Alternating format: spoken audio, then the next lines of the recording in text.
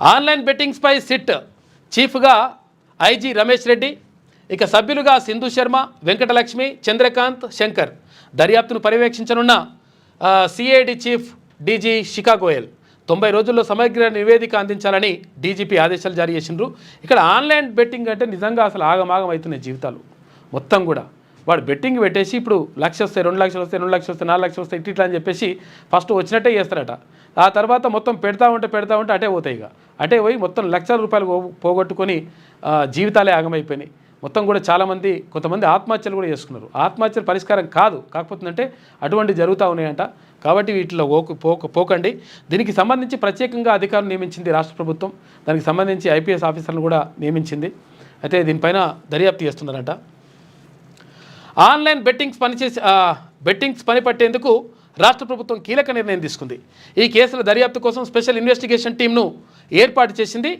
Inspector general of police IG Ramesh Reddy చీఫ్గా మరో 4 సభ్యులతో సిట్ని ఏర్పాటు చేస్తూ డీజీపీ జితేందర్ ఉత్తర్వులు జారీ చేశారు. సభ్యులుగా intelligence SP CH Sindhu Sharma, CID economic offences wing SP K Venkatalakshmi, Cyberabad additional SP attached S Chandrakant, CID economic offences wing DSP M శంకర్ను నియమించారు. అయితే CID chief DG Shikha Goyal దర్యాప్తును పర్యవేక్షిస్తారట.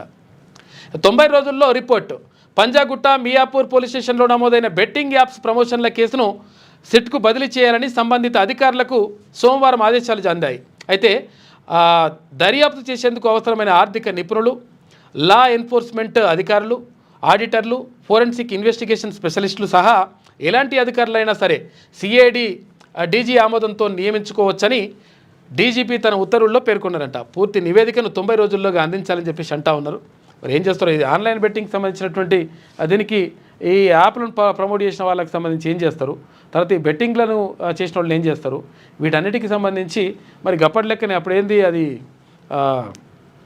డ్రగ్స్ కేసు అని చెప్పేసి అప్పుడు హీరోయిన్లను అందరూ పట్టుకొచ్చేసి ఇగ చేస్తున్నాం దర్యాప్తు వీళ్ళది ఇవాళ వెంట్రుకలు తీసుకున్నారు, వీళ్ళది రక్తం తీసుకొని చూసిండ్రు, టెస్ట్ చేసిండ్రు, అట్లా అన్నారు. లాస్ట్కి వస్తే తప్పుడే కూర్చున్నారు. మరి అట్లా ఇదేమైనా చేస్తారని చెప్పేసి డౌట్ వస్తూ ఉందంట.